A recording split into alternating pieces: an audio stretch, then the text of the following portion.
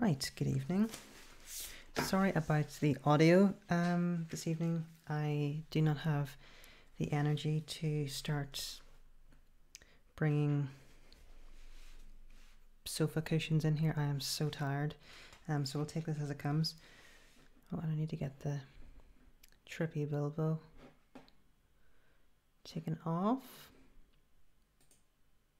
There we go.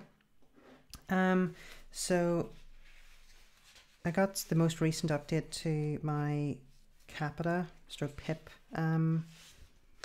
saga today. So for context, Capita, Pip is personal independence payment, which is the main disability living. I'm not going to call it disability living allowance because that's what it was meant to replace, but it's the major benefit for disabled people in the UK, including in Northern Ireland. It was rolled out in Northern Ireland last year. So yeah, I applied way back in October 2016, so well over a year ago. Actually, no, sorry, I tell a lie. I applied way back in August last year, but it just took that long to get an assessment. So this is my PIP folder. Yeah, 31st of August, so that must have been the first time I did anything about it. So yeah, it went through the first stage of application, and the way it works is most applicants, by the way, my brain is fried, so if I don't make any sense, that is why. I went through the assessment process, which is a face-to-face assessment where you say what your disability or illness is, and that was fine. The first assessor was actually really nice, and she was trained in hypermobility and was brilliant, and her laptop promptly crashed during the assessment right towards the end, which meant that everything was lost, which was, I think it's fair to say, it was frustrating. I was under the impression that it wouldn't have affected anything. However, it was just after that appointment that I actually moved to this apartment. I moved here because I was living up a flight of stairs. It was destroying my health, and I was just not being able to I wasn't able to work. I was in constant agony, like much more than usual, and it just wasn't good. Sorry. And my house had been, the flat I was in had just been taken over by receivers because my landlord had went bankrupt. So it was all sorts of nonsense. But it turned out that because I had moved slightly east in Belfast, that it wasn't covered by the same team of assessors. So I had to go the whole shebang all over again and go through it as a new claimant, basically. And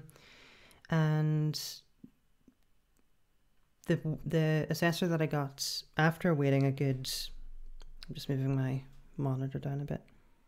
The assessor that I got the second time around was horrible, and she was really cold. She was interrupting. She was very abrupt. She wouldn't let me finish on things, and I was joined in that assessment with my partner, who was, the assessment happened here in my apartment, happened in the next room, in the living and kitchen room, living room and kitchen. And to say there were creative ways of reporting what happened in that assessment would be putting it very lightly. I've said, as a matter of public record, a lot of times online that there were lies throughout the report that this healthcare professional made, and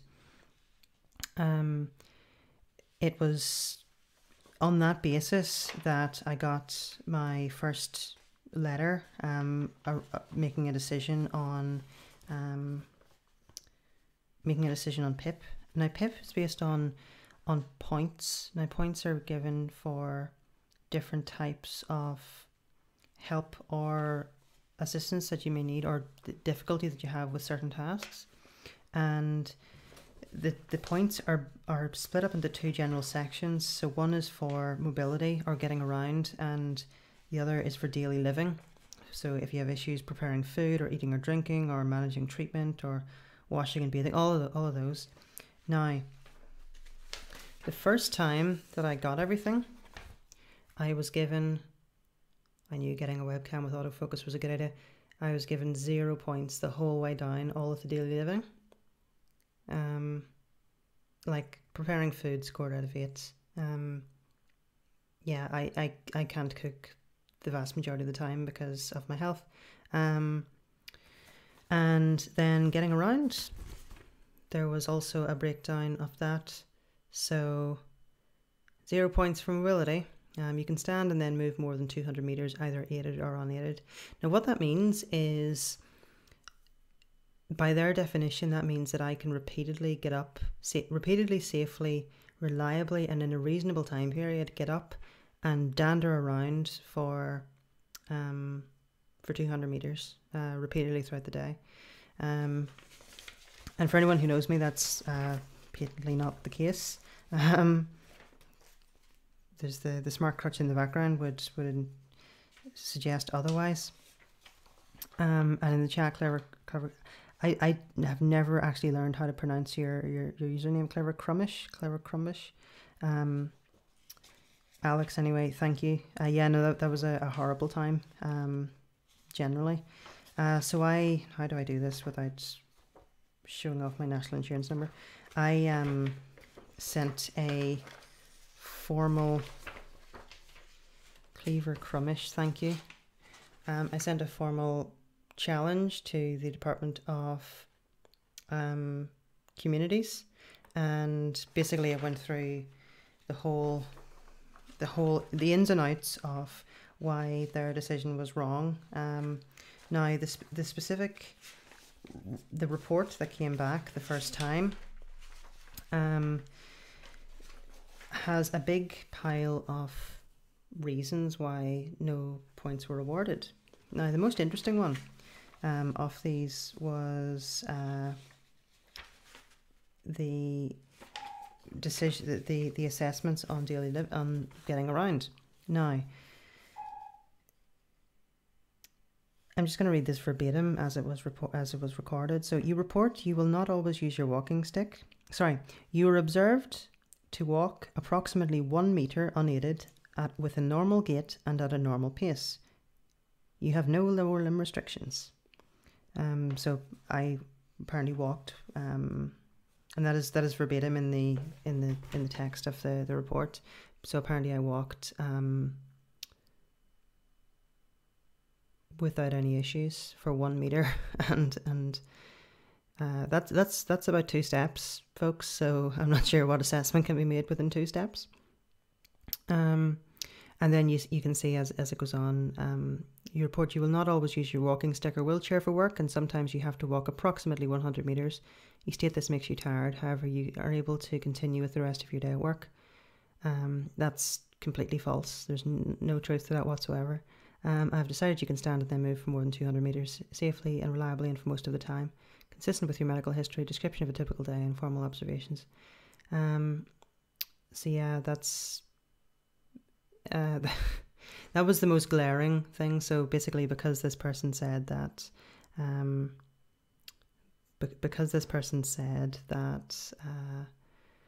I walked 1 meter without any issues, that I could safely and reliably do that for 200 meters, is incredible. So I know there's a lot of creativity that goes into these reports. I understand, but this is stellar. It's a stellar reading into it. There's also a couple of other standout phrases, particularly around getting up and sitting down. And so this is great. You were able to go from standing to sitting in one fluid movement, which means falling back into your seat, I think.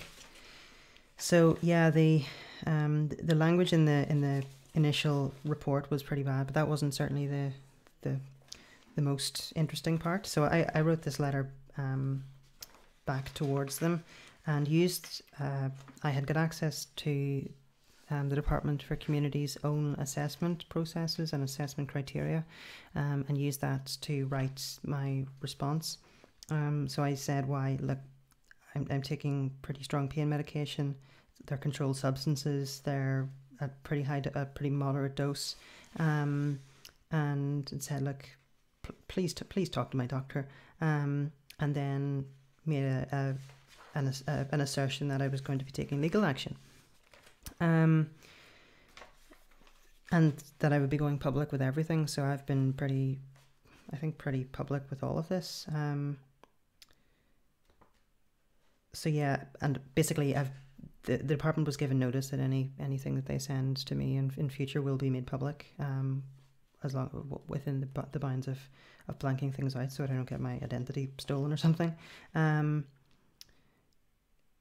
So yeah, and then made them aware of their obligations under Section 75 of the Northern Ireland Act, Disability Discrimination Act, and the UN Conventions. Section 75 of the Northern Ireland Act, for those that don't know, is basically, think of the Equality Act in the rest of the UK. It's the piece of legislation, or it is the central piece of legislation which requires government departments in Northern Ireland to act with due consideration and non-discriminatorily towards different minority groups and people with what's referred to in the Act as people with disabilities are covered by that. So yeah, the letter was pretty in depth. It was a couple of thousand words, and that was responded to. That was also sent on with an additional letter to Capita, and the reason for that was because Capita are the private company that is contracted by the Department for Communities to do the assessments. So what that means is they send out healthcare professionals to your home, or you come to one of their centres, and they do an assessment on you. And then their healthcare professional writes that report, or that short story that was written earlier on, and they send that to the Department for Communities. Now, these healthcare professionals are all legally registered. They're trained. They are qualified for healthcare professional work. However, one of the things about the practice is it doesn't seem to be regulated by the Royal Colleges, or by the it's not regulated as clinical activity by the general GMC, by the GMC. And what that means is getting access to their registration numbers and getting access to their identifying details so that you can submit formal complaints about them because they made falsehoods to a government department about your health, which affects your ability to access a good quality of life, and therefore it affects your access to your UN protected rights. Capita have repeatedly denied to identify this person, even though they're obligated to under medical rights law and the human rights that are trying to be sorry, my brain is just going to hell, that are trying to be exercised there. So then there's a lot of paper here, and there's so much paperwork and effort that comes with all of this. So that first letter that I sent back to them was there to trigger what's known as a mandatory reconsideration. Now, this is a relatively new thing in the benefit system. Basically what it means is it is a step before a formal appeal, so that it requires the government department to look again at the decision they made, and see if they made the right one and take into account any other new evidence. Nearly forgot about my tea. Now, so I got a letter from Capita saying, we've got your report. Sorry, I'm reading the wrong ones.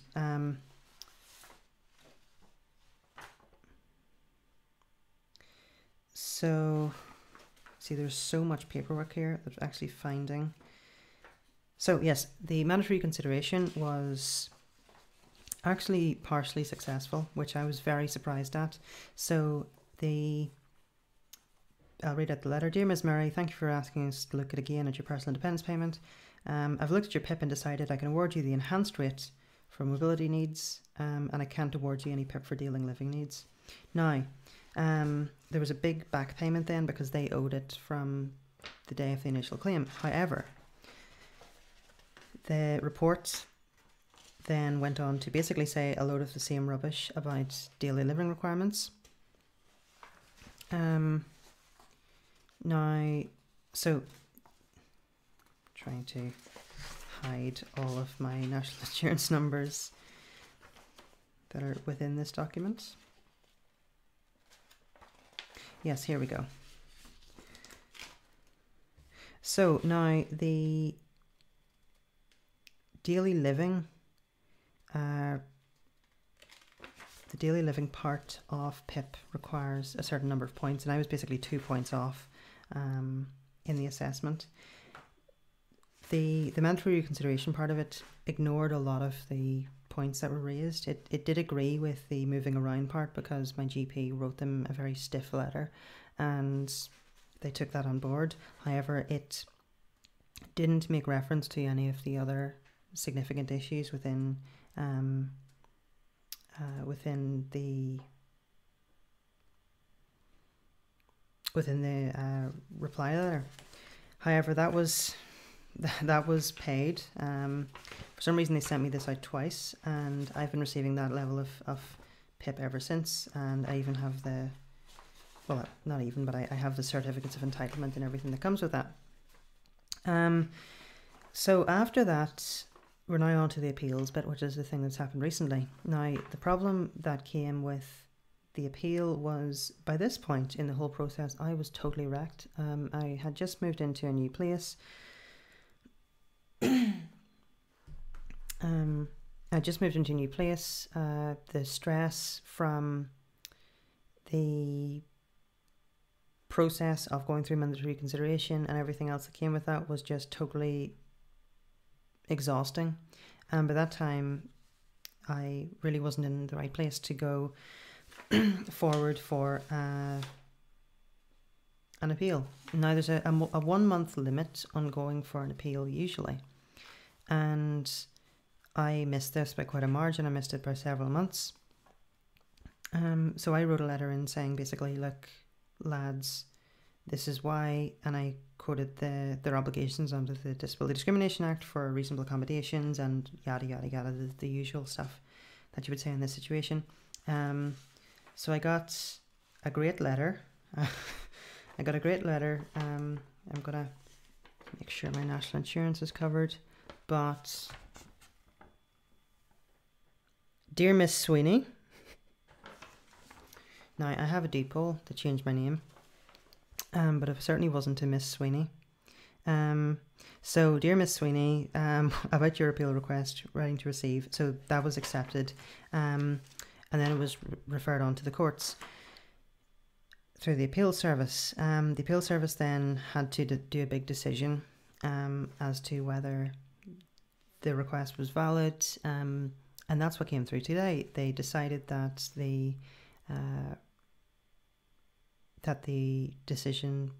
request was valid. Now, what that means then is I can now start preparing my appeal to the appeal service with respect to the Department for Communities. So what we're now waiting on is for the Department for Communities to write their response to the appeal notice, and for them to prepare their reply to that, as it were. And then what happens is I get a copy of that, and then basically I'm brought to appeal and have to go to tribunal. It's the same form as an industrial tribunal. There's usually medical and legal experts there to make a decision. Now, there's a problem with this in that the system for appeals relies relatively heavily on the medical evidence that's presented. And because I am on waiting list after waiting list, because they're stupendously long for the services that I'm trying to access, especially rheumatology, I don't actually have a lot of the reports that they'll be asking for, apart from my GP, and my GP's already said that that his expertise is only seen as so useful to a degree in an appeal. However, I'm planning to take the appeal on the approach of and I'm talking to some experts in this area at the moment about this, but I'm looking at taking it more along the lines of access to the UN guaranteed human rights to under the UNCPRD, or the United Nations Convention of the Rights of People with Disabilities. And because of the impact that the department's decisions have made, there are ways you can raise formal complaints to the permanent secretary to the department. Because in Northern Ireland we don't have any ministers at the moment, everything goes through the permanent secretaries. There are ways to raise issues of access to human rights to that permanent secretary for the Department for Communities, and that is one way of doing things that I'm considering. But also in terms of the appeal process, I'm taking a two-stranded approach, because medical evidence is useful and great, but I can't do that because I can't do that in the way that I need, because I'm on a pretty much indefinite waiting list for rheumatology, for example. Whereas in the case of taking things from a more legal point of view, it's very clear and demonstrable that the department has done a whoopsie in this situation. They have fallen short of their obligations. So it's an interesting time. Like, I'm relatively well at the moment, which I'm conscious that may impact on how I'm perceived at the tribunal. My health has been relatively good for the past couple of weeks. It was really bad before then, but it's currently, all things considered, it's not bad, for me anyway. So I need to consider how that will impact on how the tribunal perceives things, but then also how a tribunal will treat a legal approach rather than a purely medical and report-based appeal. There's nothing stopping you going through other mechanisms, so there's nothing stopping me doing raising formal issues to the permanent secretary at the same time as going through the appeals process, regardless of what the department say about that. There is nothing stopping you doing that. But this is something that's been relatively untested in Northern Ireland at the moment, as far as I'm aware, using a legal process to go through the appeals rather than specifically a medical one. At least certainly the people that I've been talking to who do a lot of this advocacy work think it's untested.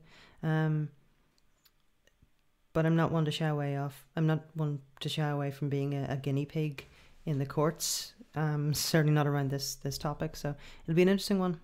I don't know about the timescales for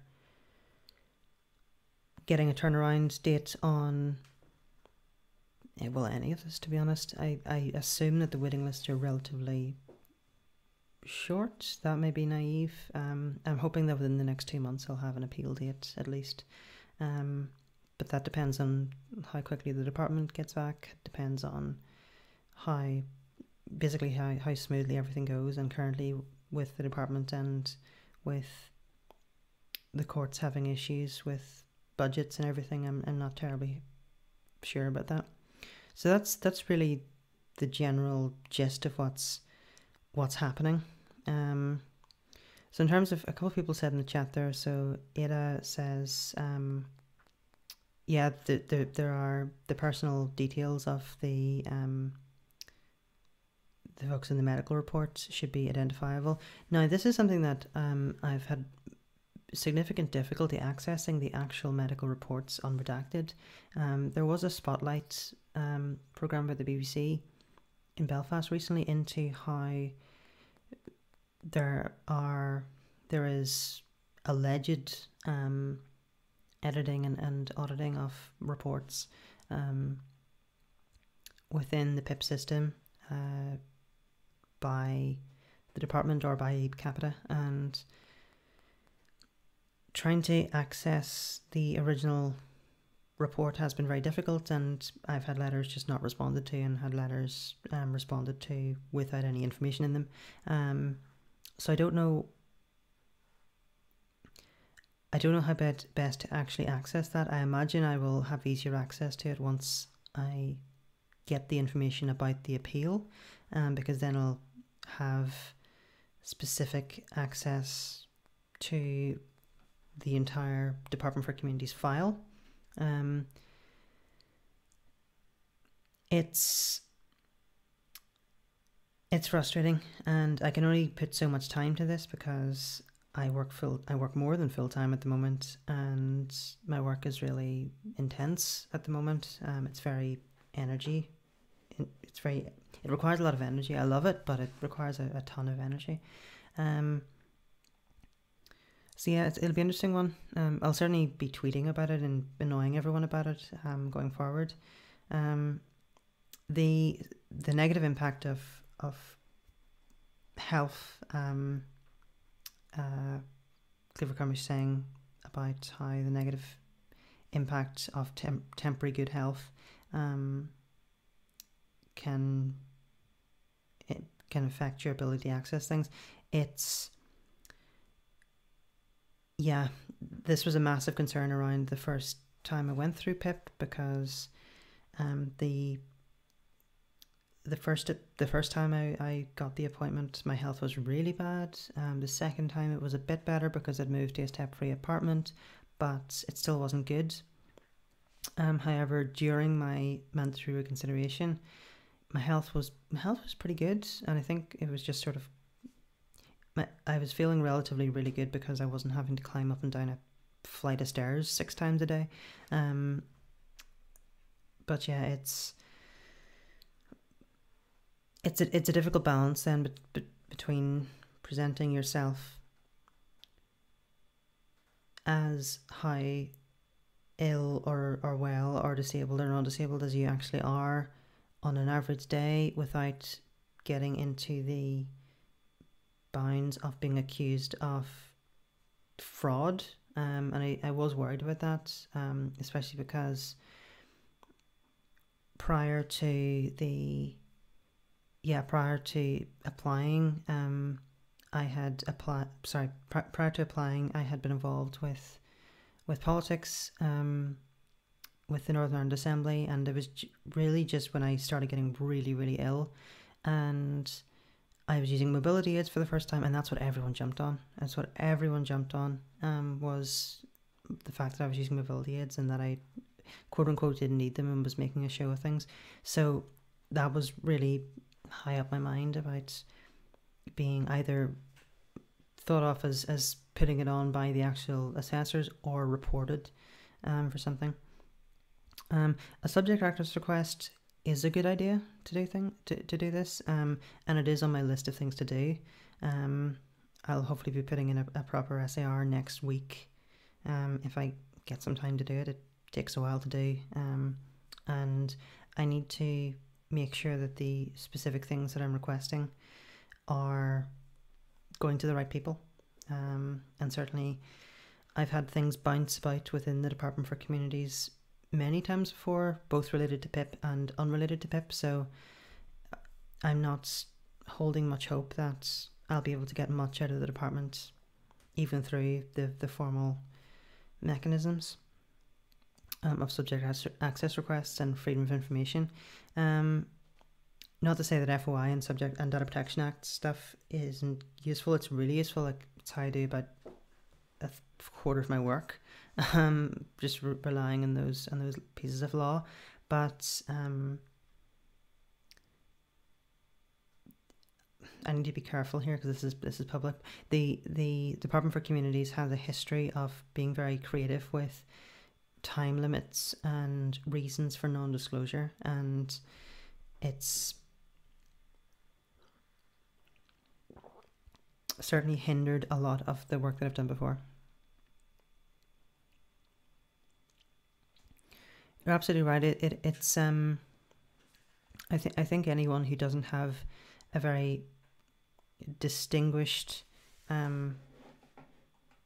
message held for review. Gotta yell out.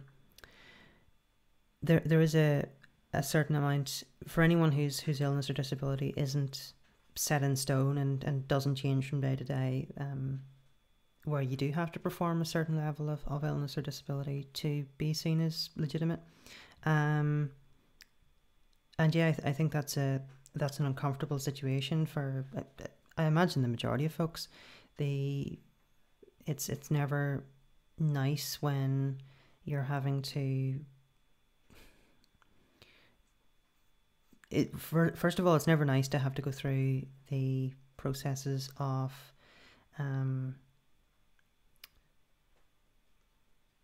brain is just frozen once more.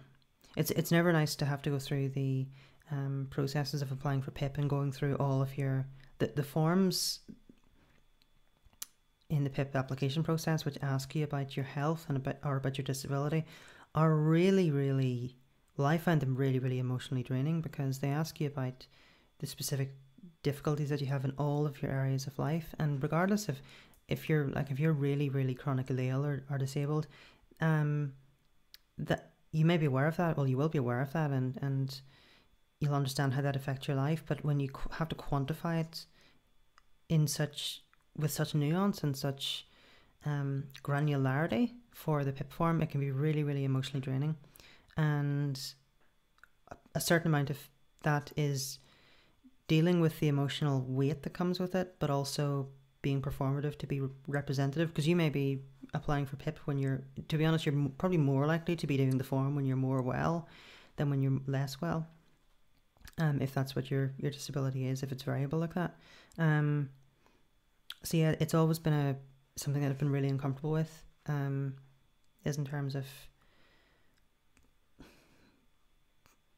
that sort of performative part of it. It's a very, I'm struggling to put it into words, but it is something that I have a lot of feelings around. I had people around to help write the form, if only because my hands were screwed at that time. My hands are much better now, but my hands were screwed at the time and I couldn't really write a lot of it. And so I had people to help write it, because I can write the odd note, and I can write notes and I can write like envelopes and stuff, but not thousands of words about the intricate details of my health. And that took a lot of the emotional stuff out of it, but even then it was massively, massively draining. The PIP process is highly dehumanizing, it's highly othering, and it does really,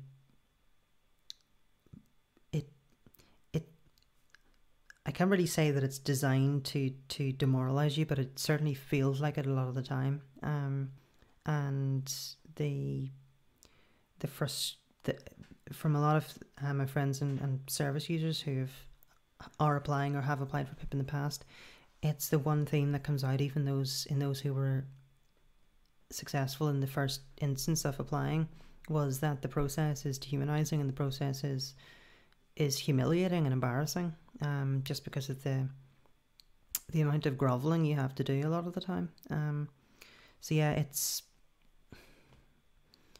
like I am relatively hopeful about the appeal, because, well, first of all, that was my ankle, apologies. Getting the proper PIP, which I'm entitled to, will save me a pile of money. The whole chronic illness thing is quite expensive. Even with the National Health Service, it is very expensive to